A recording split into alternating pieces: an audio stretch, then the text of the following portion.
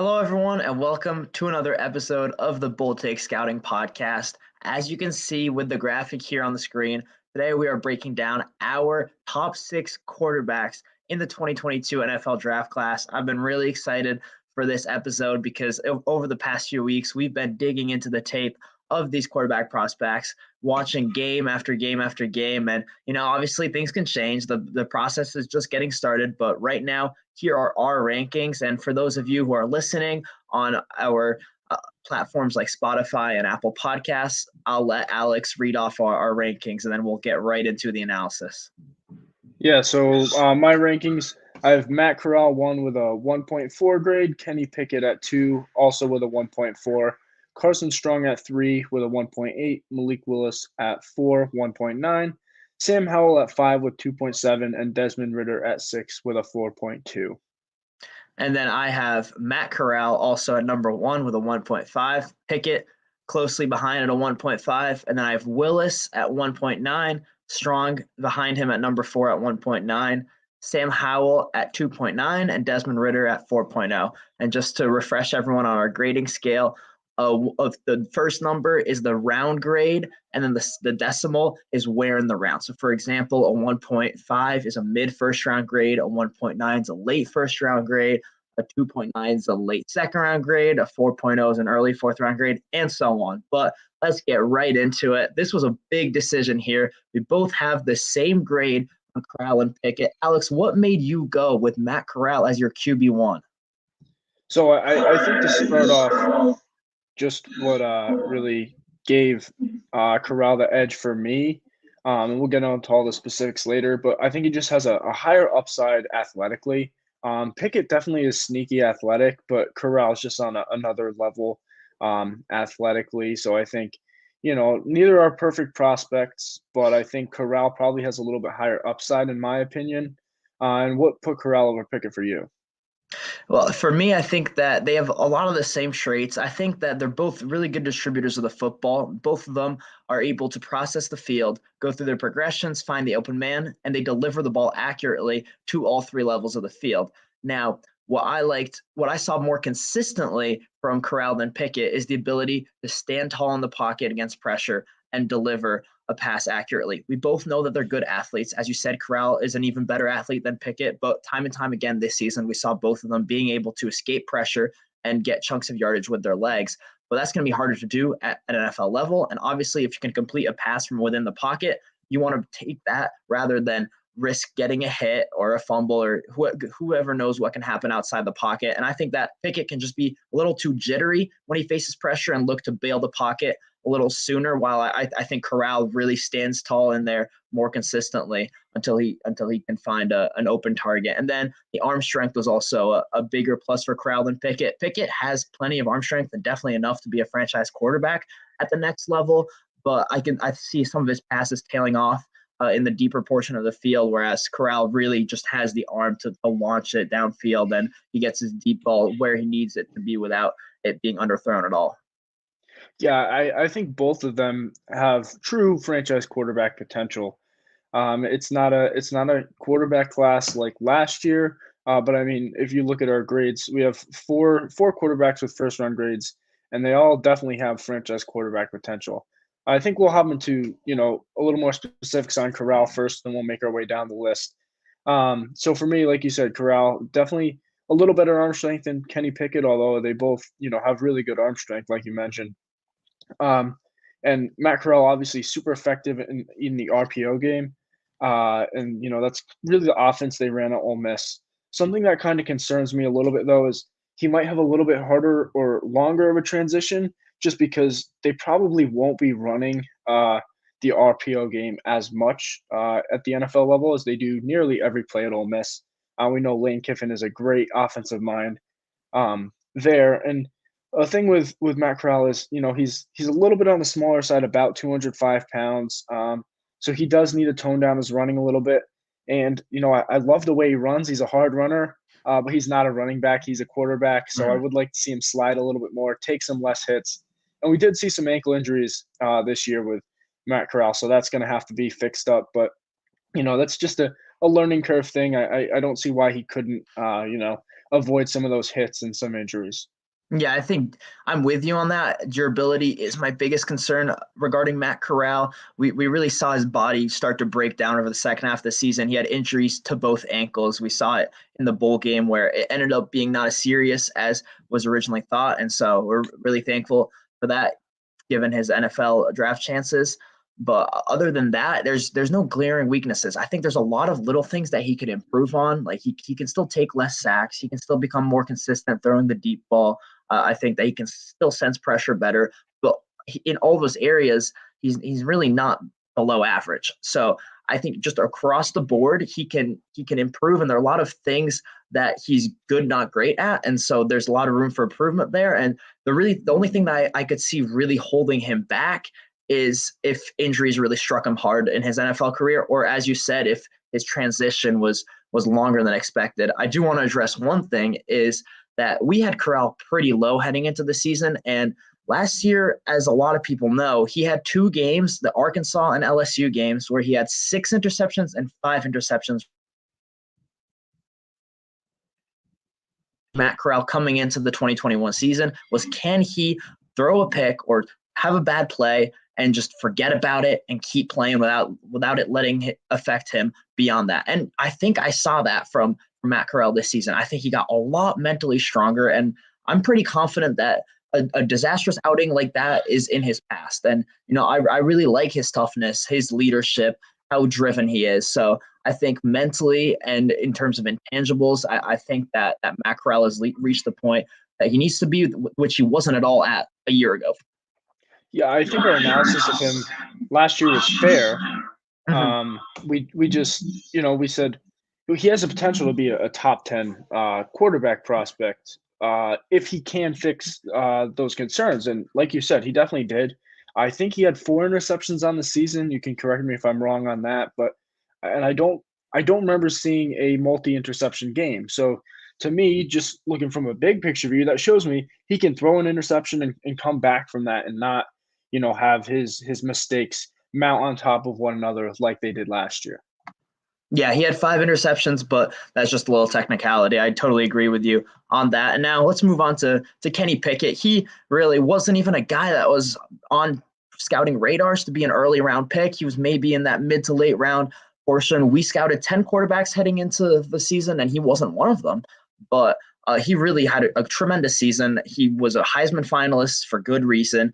And as we already said before, he's just a really good distributor of the football, and that gets you very far. If you can process the field, find the open man, and deliver the ball to him accurately, that's really good. And those are things that a lot of highly touted quarterback prospects don't even have yet, that he already has heading into the NFL. Now, as I said, my concerns on him is how he gets jittery in the pocket. Sometimes he can hold the ball too long, and I think the jitters in the pocket are going to be especially an issue because I don't think he'll be able to escape as well as he did in college. And part of that is because he's really predictable when he escapes the pocket. It's pretty clear that when he goes to his right, he's going to throw. When he's scrambling to his left, he's going to run. And I noticed that pretty quickly, so I'm sure NFL teams are going to key in on that and use that against him. That being said, I still think I'm pretty confident in his ability to become a franchise quarterback in the NFL. He just needs to keep growing. But I mean, with the jump he took from last year to this year, I think there's a lot of reason to be confident that he can improve in those areas. Yeah, I mean, we've seen a jump from a quarterback like this the past 3 years now. Mm-hmm. First Joe Burrow, Zach Wilson, and now Kenny Pickett. And touching on his strengths a little bit, I really think he's accurate pretty much all along the field. Deep, intermediate, inside the numbers, outside the numbers. And that's huge, like you said. And he's a really good distributor of the football. I think he processed through his reads very well. And I rarely saw him stare down any wide receivers, which is a huge plus because you do happen to see a bunch of college quarterbacks stare down the receivers a little bit. And he's got really good arm strength, like we said, sneaky athleticism. But I tend to agree with you that the biggest issue when it came to Pickett, in my opinion, was his ability against the rush. I think sometimes he started to get pressured a little bit, like you said, a little bit jittery, and that's where I did tend to see some of the mistakes. Although they were rare, that's where I saw most of the mistakes happen with Kenny Pickett. Yeah, I think that's definitely fair analysis. And now let's move into the next pair of quarterbacks where we had Corral and Pickett in the mid first round range, and now we've got in different order Carson Strong and Malik Willis in the late first round range. So I have Willis ahead of Strong, but you have Strong ahead of Willis. So you want to start off talking about Carson Strong and what made him the third quarterback for you? Yeah, so for me, they were fairly close, obviously very different skill sets, Mm-hmm. and we'll talk about that. For me, the main thing was I think Malik Willis is a lot more of a project than Carson Strong. Willis, they both need to be put in the proper situation to succeed, in my opinion. But I think Strong, great arm strength, is hindered athletically, so he needs to be behind a very good offensive line. Willis, he still has a lot to work on, I'd say mechanically and just, almost learning the game of football a little bit more, kind of similar to Lamar Jackson. So to me, there's kind of two things that need to go right with Willis. He needs to be put in the right situation, but he also needs to develop. So those two things versus Carson Strong's one thing was what put Strong slightly ahead of Willis for me. And so now I'll explain why I have Willis ahead of Strong. And it's because for me right now, neither of them can be placed into an NFL offense and be starter quality. I think that Malik Willis, you see absolutely everything you want in terms of physical tools. He's got a rocket of an arm. He's got incredible athleticism. He's definitely the best athlete in this quarterback class. But there's just a lot of work that needs to be done. He takes too many sacks. His mechanics aren't great. It affects his deep ball accuracy pretty often. He's going to need to learn how to read an NFL defense. What he faced was nowhere near what that is. And Carson Strong, I really like his accuracy to all three levels. The deep ball accuracy is incredible. I think he's got the best arm strength in the whole class. He's really just got a cannon of an arm, and I mean it shows Easily. yeah, easily. But my reservations on him are that he holds the ball too long, takes too many sacks, and I need to see him go through his progressions more consistently. And the problem with his lack of athleticism is that he has much less of a margin for error than an athletic quarterback like Malik Willis does. I think that if they were to be thrust into an NFL offense earlier than they should be, Malik Willis will be able to use his legs to get through some of the growing pains, while Carson Strong wouldn't really have that advantage. Now, I think that Strong is definitely less of a project, like you said, but for me, it comes down to the fact that I know Willis can use his athleticism while he's learning, and Strong doesn't have that advantage. Yeah, and I think what kind of helped me put Strong ahead of Willis was seeing Mac Jones this year, and I'm not comparing Carson Strong to Mac Jones at all. Mac Jones had an amazing rookie season, but that was a big reservation for both of us with Mac Jones was his lack of athleticism, and we saw behind a good offensive line, he was able to progress through his reads, make his decisions, and I think both Strong and Mac Jones have similar athletic traits from watching the film in college. And we did see there were plays where I saw Strong be able to avoid some pressure and make a throw. So to me, that athleticism on a similar level as Mac Jones, and that kind of showed me a quarterback that isn't super athletic can make it in today's game. If they have some really good other traits. Obviously, Mac Jones is processing his decision making, and for me, for Strong, I saw the arm strength number one, and I saw some processing that still needs a little bit of work, but I think it was good for at least the majority of the time. Yeah, I think that's fair analysis, and the question mark for me is whether or not he's going to be able to take that big step forward to reach Mac Jones's level of being able to process the football field and to manipulate defensive backs. Because as you said, you got to be better at those things when you're going to purely a pocket passer. I mean, it's not like Carson Strong is completely immobile. He can roll out to his right and has functional ability throwing on the run, but he definitely is the worst athlete of this group of six. But as you said, the cannon of the arm is really what you're going for. He's got good accuracy to all levels. And for me, they really just are dependent on situation. They both need the right situation. You hinted at it earlier, and you can't put them out there in week one. That would be a disaster. They both need to land in situations where they've got a good mentor, got a good coaching staff. They have the time, patience, and proper development they need to be able to reach the level that they can reach. Yeah, and I mean, this might be putting you on a spot a little bit, and I'll give some answers as well. But obviously, we said both Strong and Willis, super situation dependent, and I think that's why we have them as a late first round pick.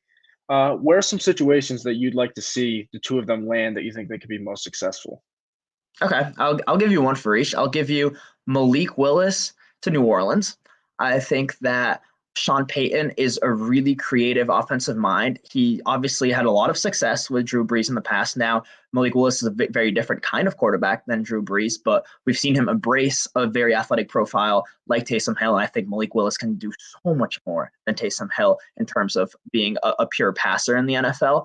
And I'd really like to see Peyton get his hands on Malik Willis and get to work with him. And then for Carson Strong, the Detroit Lions at the very end, or we'll see how low in round one. It depends on what the Rams pick is in the trade between Stafford and Goff. I really like that option for them because, as you said, one of the important things for Carson Strong is to have a good offensive line.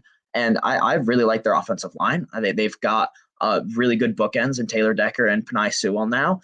And they've got Jared Goff, so Strong really doesn't even need to play in year one. I think if I was the Detroit Lions and he fell there towards the end of round one, I would really strongly consider taking him. And those are two good situations for Willis and Strong to be successful in the NFL. Yeah, I mean, I think almost anyone would say New Orleans for almost any quarterback. I think especially Malik Willis. We saw what Sean Payton has done with Taysom Hill. I'll throw out another team for Carson Strong, though. Washington. I think Washington has an underrated offensive line. They drafted a guy that I really like to play left tackle for them, Sam Cosmi. And they have a good guard as well in Brandon Scherf. So I think they have a pretty good offensive line as well. I think he could sit behind a guy like Taylor Heineke for as long as he needs. I think Ron Rivera is a very good head coach. Even though he's not an offensive head coach, I think he's a very good just head coach in general. He'll help, lead the ship, and I'm sure he could bring in a good offensive mind to help Carson Strong as well. But I mean, you see a similar thread with Carson Strong that he needs that good offensive line. But I think if he is given that, I mean, he could be really fun to watch. Yeah, I totally agree. His explosive arm strength that can be truly game breaking in the NFL. And I think now we can move on to our fifth quarterback, who we both gave late second round grades, Sam Howell. Man, we really liked Howell coming into the season. He was our second quarterback, and we really thought he would just continue on the trajectory that he's been the last couple of years and end up a top 10 pick. But he really struggled in 2021, and it was even worse than I expected when I turned on the tape. He lost both his running backs, and they really had great rookie seasons in Javonte Williams and Michael Carter, and then his top two wide receivers, Daz Newsome and De'Ami Brown, to the NFL. And my question mark was whether or not he'd be able to maintain his level in previous years with such a diminished supporting cast. And it wasn't only that he didn't elevate his diminished supporting cast, he really regressed. I mean, we saw him struggle against pressure, and that was his biggest issue last year. And really his only big issue, in my opinion, was holding the ball too long, failing to sense pressure, just trying to make a hero play and taking a big sack when he absolutely did not need to be taking a sack. And that didn't get any better, probably even got worse. And what really dumbfounded me was that Howell was a really accurate quarterback last year, great distributor of the football, would find the open man, deliver the ball accurately to all three levels of the field. And I think his accuracy really regressed in both the intermediate and the deep portions of the field. And so when I look at his NFL outlook, I see a quarterback who couldn't elevate a diminished supporting cast. And it's not like he didn't have talent around him. I mean, we saw Malik Willis elevate a supporting cast that had zero future NFL players, while Sam Howell really just couldn't do that with still a decent amount of talent around him. And when I see that kind of regression and now the current level where he struggles against pressure and he's not very accurate, I'm really not confident in Sam Howell's NFL projection. And I mean, he still has good arm strength, and he can rediscover the accuracy that he had last year. So that's why I have a late second round grade on him and not even lower. But right now, I'm not too confident on Sam Howell being a franchise quarterback in the NFL. Yeah, I mean, it was really disappointing. Like you said, he was our second quarterback, and we don't really need to talk about our first quarterback and Spencer Rattler. But, those two were consensus, and they were almost – you could argue they were almost locks to go top 5, top 10. And, what happened, with Sam Howell is just super disappointing. I think anyone that was really paying attention to UNC and them losing all this talent wouldn't have been surprised to see Sam Howell's uh, Sam Howell slip a little bit, just because it'd be hard for any quarterback to maintain that same level with a bunch of new offensive pieces coming in. But he slipped so much. Like you said, his accuracy got worse. I thought he was really accurate in 2020 on all levels of the field, and in 2021 it was just the ball's sometimes all over the place. And I don't know if he was rattled by the fact that he didn't feel like he had any support. The offensive line play wasn't very good either. Mhm. So he was in a really tough situation. But like you said, so was Malik Willis. Malik Willis had, like you said, zero NFL talent on that offense, and he's managed to put himself in the first round conversation. He has first round grades from all of us, and it's just, again, it's super disappointing with Sam Howell. And I think, like you said, a huge thing that we wanted to see him improve on was his ability versus the pass rush, and his ability to recognize pass rush and get the ball out, not take sacks. And I mean, I feel like you said, he definitely felt like he got worse this year. I felt like he took more sacks. He made worse decisions when he was getting rushed. And the thing I will say with Sam Howell is, if he can somehow, regain that 2020 form, I mean, he could be a steal wherever he's drafted if he does end up going on day 2. Yeah, and I think that's actually what will keep him in round one. I think there are just so many teams in the middle and even late portion of round one that could use a quarterback that don't have that guy long term. I'm thinking of Atlanta, Carolina, Washington, New York earlier. You got Pittsburgh later. The Detroit Lions have a second first round pick. So there's so many teams that I think these quarterbacks are going to get pushed up. And maybe somebody's going to take that bet on Sam Howell. I want to give him his credit in one area.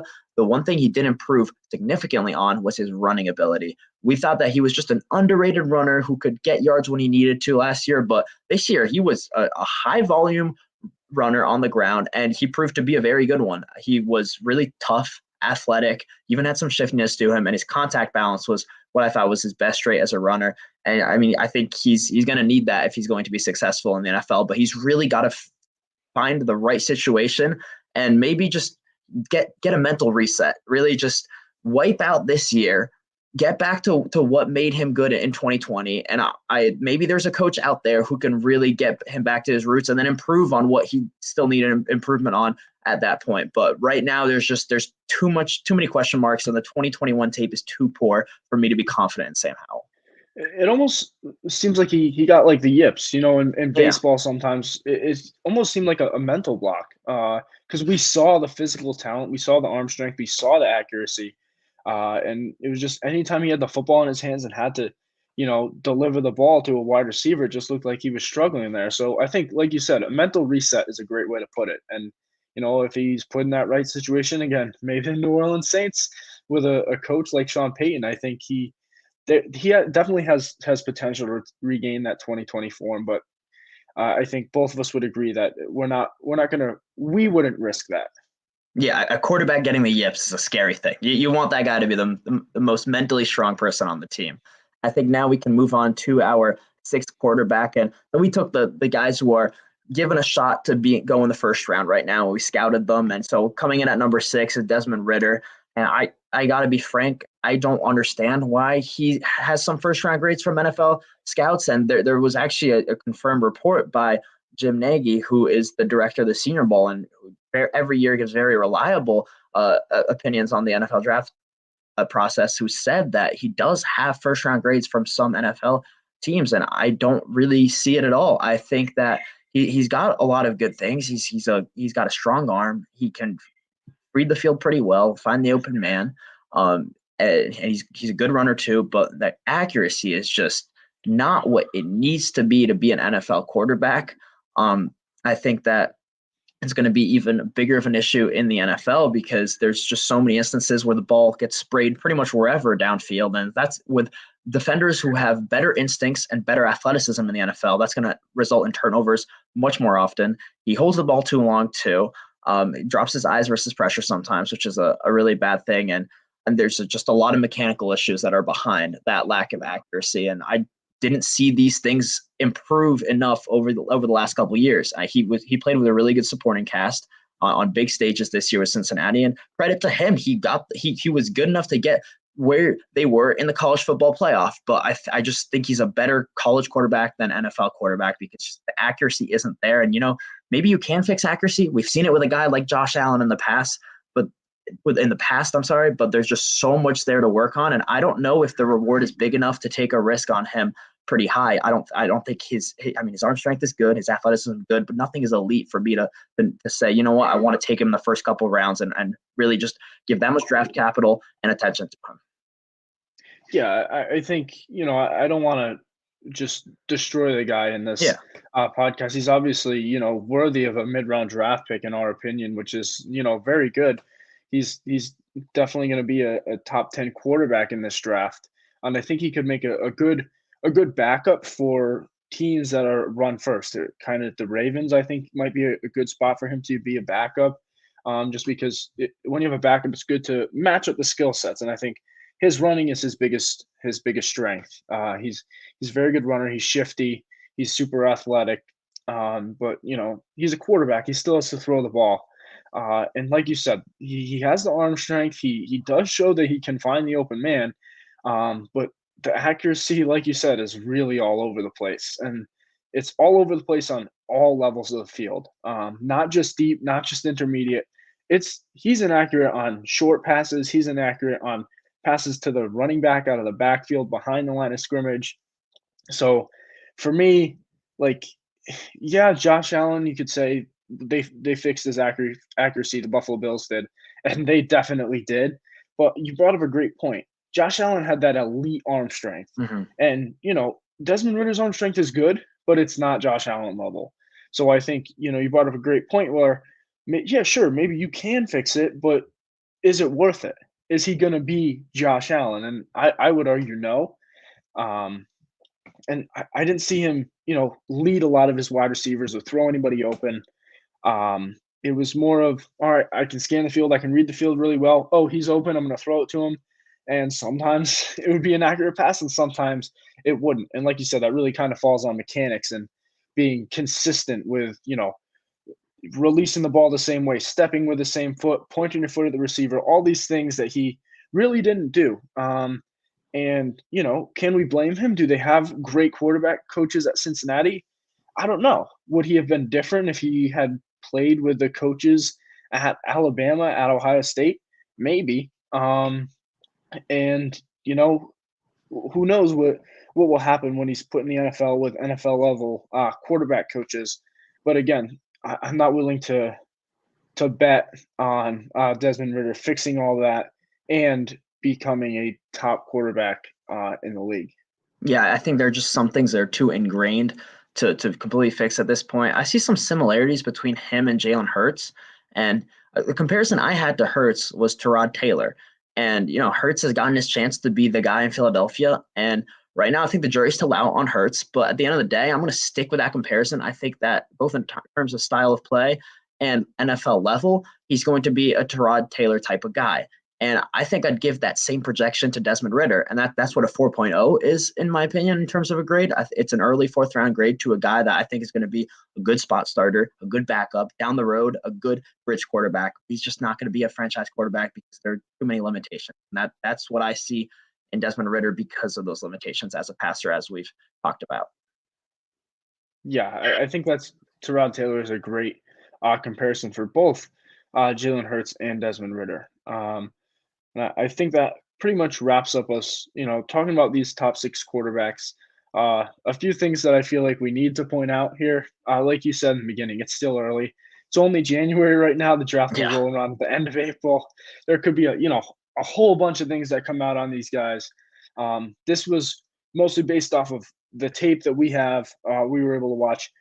I want to say I watched minimum 6 games from 2021 for each of these guys and many guys we scouted before the 2021 season. So we've watched, I'd probably say at least 10 games of each of these guys. But, obviously if stuff comes out about, Kenny Pickett is a savant in the film room, I mean, that obviously that's going to help let us bump up our grades a little bit. So obviously things could change. And I want to point out last year when we did this the first time around, we both had Justin Fields over Zach Wilson, and that did end up changing. So, stuff could change even at the top. But, this is strictly film study and the little bits that we've heard. But, thanks everyone for watching, for listening. I hope you enjoyed this episode. Hopefully it was informational for you. And if your team is in need of a quarterback, there's definitely some really good options. And, if you put them in the right situations, you definitely could have a franchise quarterback on your hands.